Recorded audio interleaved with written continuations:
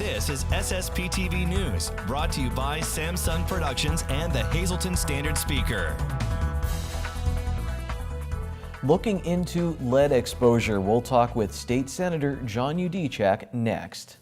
Hello everyone, and thank you for joining us. I'm Ken Kara. This is SSPTV News, your place for 24 hours of your hometown news and information. Let's get to that news and information from SSPTV and the Hazleton Standard Speaker. The 2017 Great Pottsville Cruise has been canceled. The group posted the news on their Facebook page. The cruise's chairman, Dave Seelos, is dealing with a health issue. The co-chair, Ed Hurst, says pulling off the event without Dave is not viable. The annual event is a fundraiser for the Pottsville Lions Club, and SSPTV usually goes down to record a little highlight show, and our best goes out to Clues as he recovers. And around noon yesterday, the entire Kyer Brewing building in Monoy City started to move while demolition crews did work on the site. The building is 100 feet high and stands on North Main Street in the borough. In case of collapse, a 300-foot perimeter has been set up. Homes in that area and businesses, including a daycare, had to be evacuated. The American Red Cross is helping the 8 families that have been temporarily displaced. 3 people are facing charges in connection with the overdose death of 23-year-old Alexandria Stankiewicz of Tamaqua. Those facing charges are 33-year-old Jonathan James Seekins of Coaldale, 22-year-old Kyle Jacob Miranda of Barnesville, and 24-year-old Melina Lynn Crope of Monoy City. Police are still looking for Miranda. Schuylkill County coroner says that Stankiewicz died from acute fentanyl toxicity. Her death was ruled a homicide. One lawmaker from our area is calling for a task force to investigate lead exposure. Lisa Sugart has the story. Very pleased to have back in our studios once again State Senator John Yudichak, here to talk about some very important subject matter. Let's start first with an advisory committee and a potential, task force into the lead exposure problem in the state. This is quite serious. Very serious. The Penn Environment, a statewide environmental organization, just rated Pennsylvania with an F in terms of its proactive policies to deal with lead abatement. Many of the homes, many of our schools in Pennsylvania were built prior to 1978, certainly here in northeastern Pennsylvania, many of them built prior to the 1950s, where we had different rules and regulations governing lead in plumbing fixtures. A few years ago, I authored a new law, Act 55, that brought Pennsylvania in compliance with the federal standards, bringing down the lead levels in our plumbing fixtures. The task force, which is Senate Resolution 33, we would create a bipartisan private-public task force, bringing in the experts, get everyone around the table. Let's build a policy so that we can address these remaining issues with lead in our schools and lead in our homes. So where are we at with this now? Is the task force being created at this moment? The resolution would create the task force. So I've introduced the resolution. It's gone to the Environmental and Energy Committee. The Democratic chair of that committee, along with Senator Gene Yaw of Lycoming County, he is the chair of the committee. Last year we were able to get it through the committee and through the Senate, and we're not able to get a floor vote in the House. So we're going to take another run at it. We're going to try to get this up and running. I think it's timely.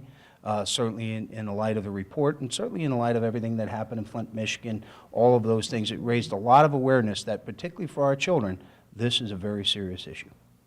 Speaking of our children, another subject very important, education and the funding for education. I know there's a lot of concern here in the Hazleton Area School District, a change in the funding formula which could cost them money. So you're talking with officials and hoping that won't be the case. We're going to sit down with the school board. We're going to sit down with the Department of Education. We've already had many communications in dealing. It's been a very positive to have a new funding formula. We did not have a funding formula, basic ed funding formula, for decades in Pennsylvania. And as a result, some school districts were getting more money than they should because it wasn't based on the actual data at hand. And we did the same thing with the special education formula and changed that, trying to get money to the schools that have the children that have the needs. Now, unfortunately, and this is when you roll out a new funding formula, there's always going to be shortcomings. This particular matter, as the poverty rate has gone down in the Hazleton district, that may cost the school district over $600,000 that they would have been entitled to under a previous poverty rate. What I'm understanding from the department is they're going to take snapshots, data snapshots. So that may be fluid, and this is only the proposed budget. So we have some work to do. We have some time to do that. I want to fully understand the issues of the Hazleton School District. So we're going to meet with them, going to stay in constant communication. The Hazleton School District gets more state funding than any school district in Luzerne County, basically based on size. But it's very important. There's many challenges there in the Hazleton School District, the transient population that's part of the district 1 year or for a few months. They may be outside that snapshot. That's what I want to better understand. We want to make sure that we're investing in the children of Hazleton and the children in northeastern Pennsylvania.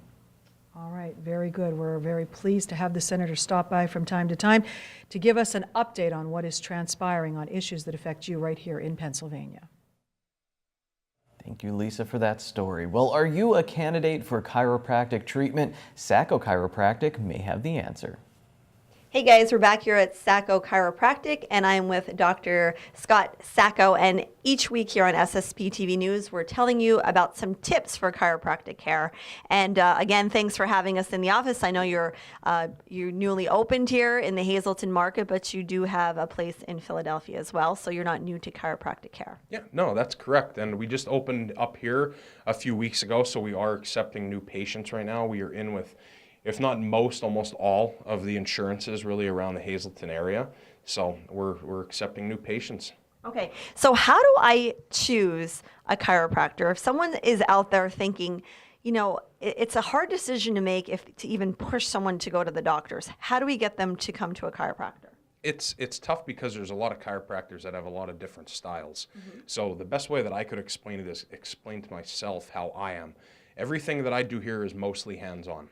So I will sit down with you, I will go over your whole health history, really put your puzzle together because everybody's going to be a little bit different, and you really get the comprehensive care that you need. One of the biggest differences that I would say between me and anyone else is you're not going to be in and out like that. I've been getting a lot of patients that have been coming in and saying, all these other chiropractors I go to, it's just like in and out, it just seems like a train, in the door, out the door. It's different coming here. We're going to try to get you to be the best that you could be. All right, so it's an experience. You're going to sit down with them, talk about their history, and really walk them through their needs for chiropractic care. Absolutely. I'll walk you through from day one all the way till the rest of your life when you're with us. All right. So again, we're here at Sako Chiropractic with Dr. Scott Sako. Join us each week here on SSPTV News. Janine's been very busy. SSPTV's The Girls gave away a pair of tickets to the Philadelphia Flower Show today. The drawing was done live on facebook.com/thegirls.ssptv. If you missed it, the winner was Michelle Barnhart, and Michelle was so excited she stopped in to pick up her ticket, shirt, and mug. The girls will kick off their new season from the Philadelphia Flower Show, so stay tuned. And tonight we have a shout out for Ann Basic-Poncheri, one of our SSPTV News fans on Facebook. Thank you to Ann for the support. Don't forget to like SSPTV's Facebook page for your chance at an SSPTV News shout out. Well, coming up next on SSPTV News, another hunting segment with Dennis Gantz and our local weather forecast. In sports, the president of the Schuylkill League is here to talk about a student athlete leadership forum the league held recently.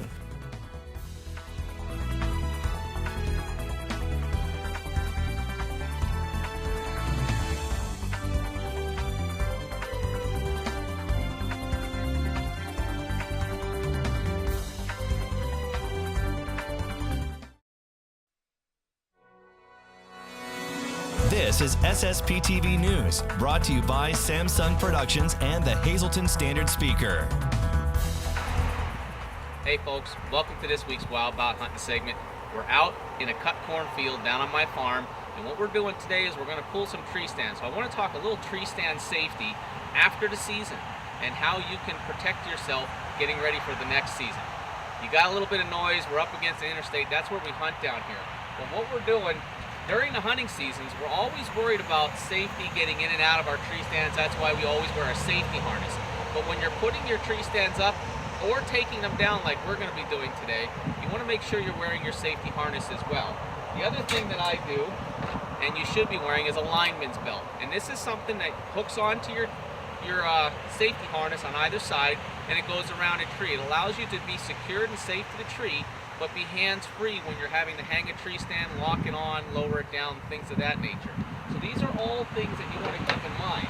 Now, at the end of the season, you want to be bringing that tree stand in for a lot of different reasons. We've got one of our muddy hang-on tree stands here that I'm bringing in. You want to be checking the screws, making sure that everything is tight and secure, getting ready for the next season. That's why you bring this in. You also want to be checking the cables for any kind of nicks. You never know if a squirrel climbed up a tree and started chewing on it a little bit. So you want to make sure that these things are all still safe so you're ready for the next season. Plus, you don't want to keep them out in the elements. Squirrels and critters will like to eat the foam out of your seats. They'll tear them apart and ruin them on you. So bring them in. You spent a lot of money to buy great equipment to get up into the tree stand. You want to make sure you take care of it, that it lasts you a long time, and that you're making sure that you're safe when you're going to and from your tree stand.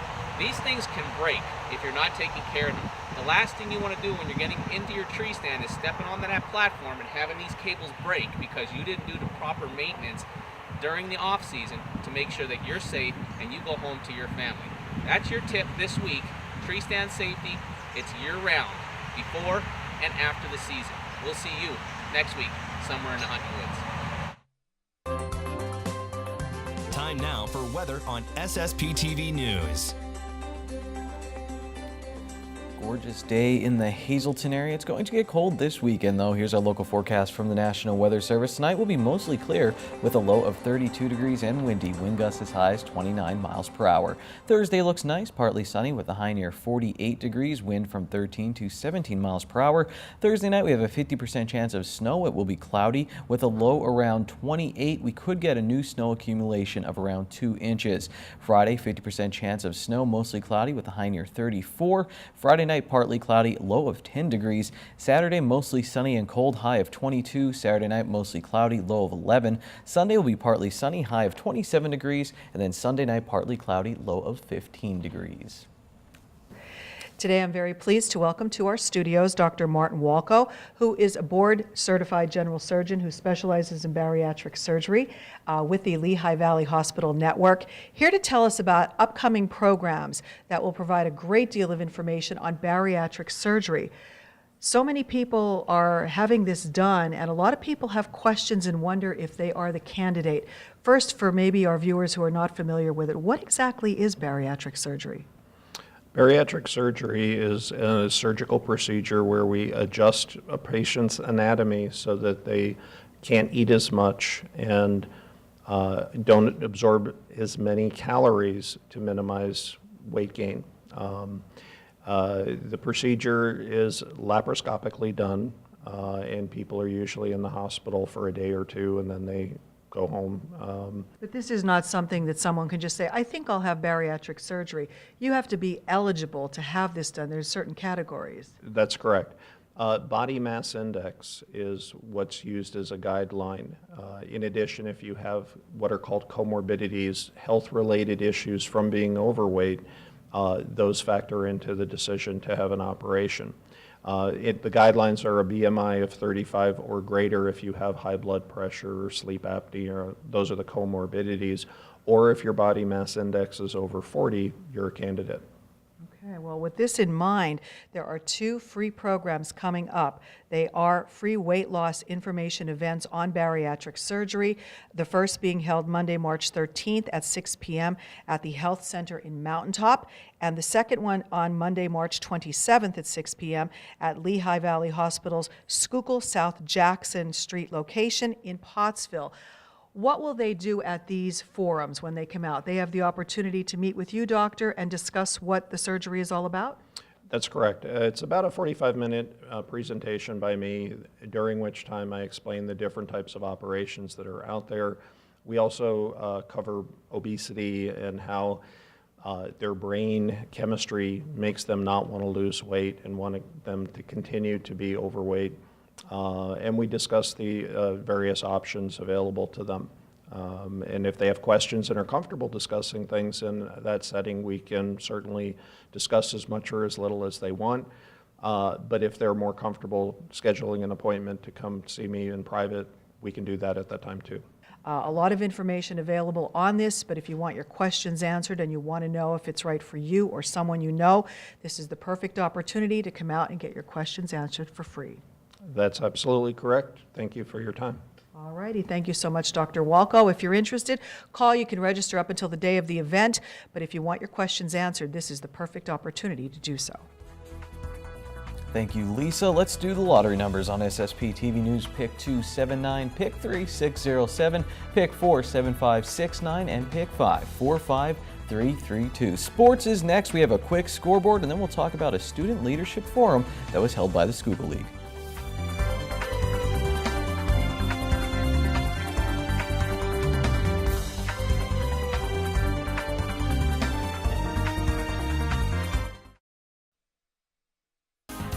Time now for sports on SSPTV News. You always have to come back and show pride in the program. That's what senior point guard Michael Casadas told Dave Seaman after Hazleton area won the District 2 6A title on Tuesday night. Dave has a full story on this game in the Standard Speaker. Delaware Valley's coach compared the Cougars to a Division III college team. They were very impressive this season. Head coach Mike Joseph gave credit to his senior captains Casadas and Nolan Janisevich for leading the Cougars in this game after they lost the District 2/4 sub-regional championship on Saturday. Congratulations to Coach Joseph and his team. Last week, the Schuylkill League held their first student-athlete leadership forum. Captains from all the league's spring sports teams were invited to Penn State Schuylkill, and the discussion was led by Penn State Schuylkill Athletic Director Matt Stankiewicz and Dr. Mark Abel. The Schuylkill League decided to take a proactive approach after District 11 of the PIAA received data about increased incidences during some games. The event was such a success, they want to do this annually for captains of all the league teams. I sat down with the Schuylkill League president, Steve Toth, to learn more. I'm always impressed with the student athletes in this area. They have school, they have to perform on the athletic field, and sometimes you forget they're teenagers in high school as well, but you take these team captains, and sometimes they don't realize too, they might know the rules of the game, but might not know what the district expects of them or the Schuylkill League, or maybe need just some extra leadership skills. Anytime that you're part of a team, there's a responsibility, I think, that goes with the participants on that team. And you know, if you get in trouble or if there's a technical foul and you're ejected, that certainly can help hurt the team, not help the team. And we want to make sure that we put our student athletes in the best possible circumstances where they could hopefully make the best decisions for not only themselves but also the team that they play on.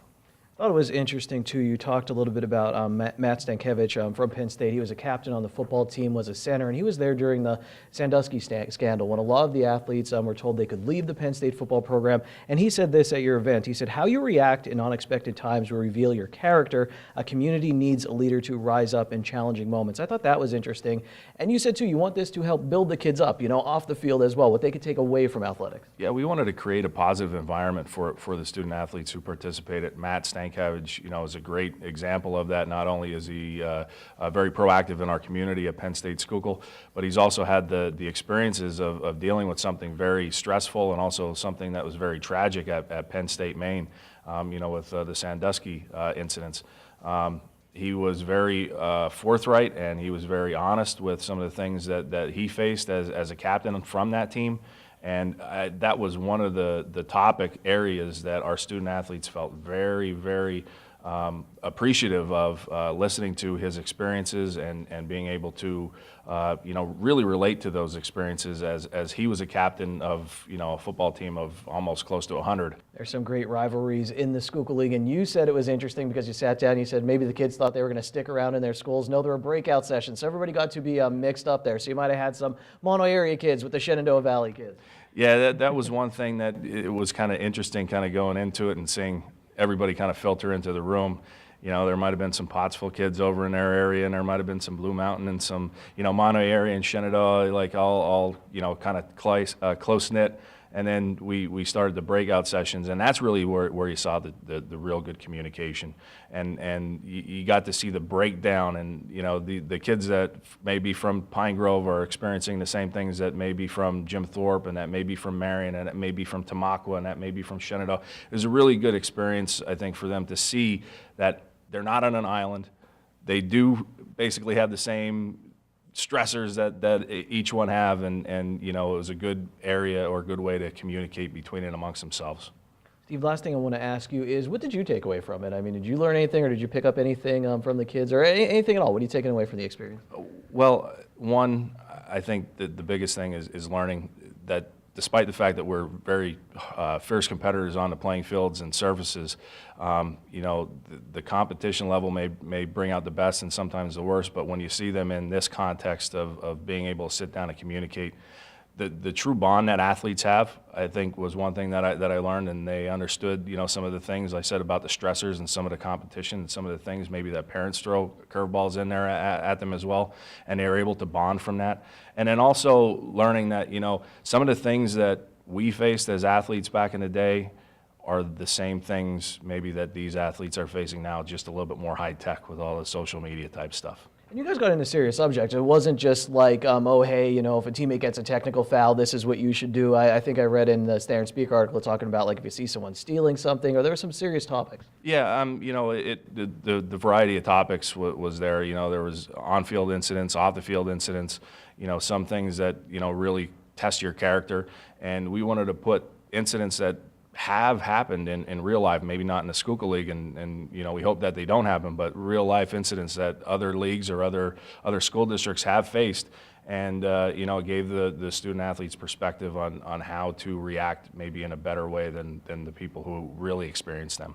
All right, well, Steve, thank you so much for your time. We're going to talk a little bit more with Steve about the Schuylkill League in general in the future here on SSPTV News. Good evening, everyone, and here's tonight's Talk of the Town report. First tonight, Foundation 58 will be holding their 12th annual Bowling for the Brave, Sunday, March 19th. This event will be held at Chaco's Family Bowling Center in Wilkes-Barre. Registration starts at 2, bowling starts at 3. Each team plays 3 games with plenty of awards, pizza, soda, tricky trays, merchandise, and more. Sign up your team now as spots are filling up fast. For more information, please visit foundation58.org. And one more quick announcement, the Spellbind Magic Show is coming to the Butler Township Community Center Saturday, April 1st. This all-age, unique comedy and magic experience will feature professional magicians from Northeast Pennsylvania, and all proceeds benefit Cub Pack number 63 in drums. Doors open at 6, show begins at 7, and tickets are $15 for adults and $5 for children 12 and under. Tickets may be purchased by calling 570-807-1091 or emailing spellbindmagic@gmail.com. That's tonight's Talk of the Town. SSPTV News would like to send sincere condolences to the family and friends of these recently departed. Sister Helen Louise McHale, formerly of Hazleton. Prayer services Friday at the Mercy Center in Dallas with a service beginning at 9 a.m. Friends may call Friday from 9 to 10:15 a.m. Elizabeth Volkanand of Hazleton. All services are being held privately and at the convenience of the family. The Joseph A. Moran Funeral Home is in charge of arrangements. Wesley Deaton of Mountaintop. Funeral is Friday at 9:15 a.m. from the McCune Funeral Home. Friends may call Thursday from 4 to 8 p.m. And Eleanor Chavone of Hazleton. Mass is Monday at 9:30 a.m. in the Queen of Heaven Parish at Our Lady of Grace Church. Friends may call Monday from 8:30 to 9:30 a.m. The Joseph A. Moran Funeral Home is in charge of arrangements. Attention pay-per-view subscribers, if you see your name right now on News 13, you'll have 13 minutes to call in and win a free movie from Service Electric Cablevision. Our winner tonight is Daniel Jenkins of St. Clair. Daniel, if you're watching, give us a call, 570-455-7267, extension 104. Tomorrow is the day we give away pizza, so be there for that. We'll see you then. We have a lot of fun stuff in store. Take it easy, everyone. Watch us online anytime at ssptv.com and follow us on Facebook and Twitter.